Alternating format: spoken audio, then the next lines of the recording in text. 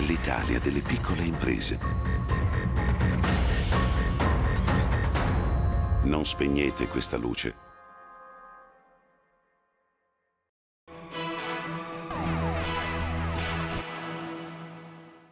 Ancora una volta la sinergia tra il Cesar, centro di formazione di Confartigianato Vicenza, ed Edilcassa Veneto, ente bilaterale di categoria, ha permesso di restituire dignità e bellezza ad un altro gioiello del nostro patrimonio artistico, in questo caso l'antica chiesa di San Marco a Montegalda.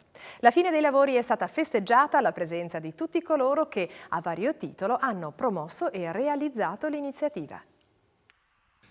Su uno dei 7 colli di Montegalda, denominato Monte Merlino, si trova il complesso del monastero cistercense Anastasis, che ospita oggi 6 suore e che comprende la chiesa di San Marco.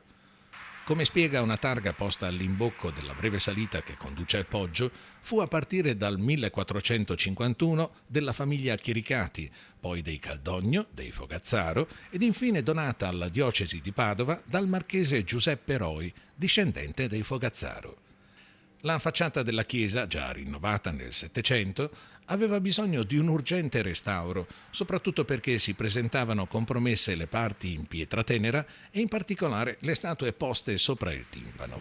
Così, nell'autunno scorso, il Cesar, grazie alla mobilitazione della categoria edili di Confartigianato Vicenza, ha attivato un cantiere scuola coordinato dal Carve, Consorzio Artigiano Restauratori Veneti, e finanziato da Edilcassa. La pietra è una pietra locale che è molto tenera, quindi alcune parti stavano per cadere, per staccarsi dal supporto, e quindi l'intervento è stato tempestivo e risolutivo. Dal punto di vista tecnico, come si è intervenuti? Ci sono delle tecniche che prevedono di inserire dei perni all'interno della struttura, quindi non sono visibili attualmente, ma consolidano poi con delle iniezioni l'elemento lapideo. Ma non ci si è limitati solo alla facciata. Donazioni di privati benefattori hanno permesso inoltre un intervento conservativo della porta lignea e l'installazione di una bussola interna in vetro.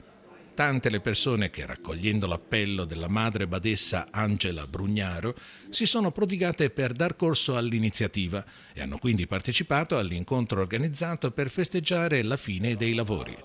A ringraziarle per l'interessamento e la generosità c'erano il sindaco di Montegalda Andrea Nardin e ovviamente una raggiante madre Angela. È un momento importante per noi come Montegalda perché possiamo beneficiare di questo gioiello sopra uno dei colli più belli del nostro paese, e in questo momento voglio ringraziare la famiglia di Confartigianato che ci ha consentito di vederlo risplendere, di tornare a uno splendore che forse era rimasto un po' appannato negli anni.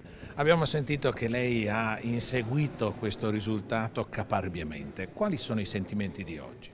I sentimenti di oggi sono soprattutto di ringraziamento, prima di tutto a Dio che ci ha aperto le porte per fare questi interventi, e poi a tutti coloro che hanno collaborato, chi ha dato le offerte e chi ha lavorato.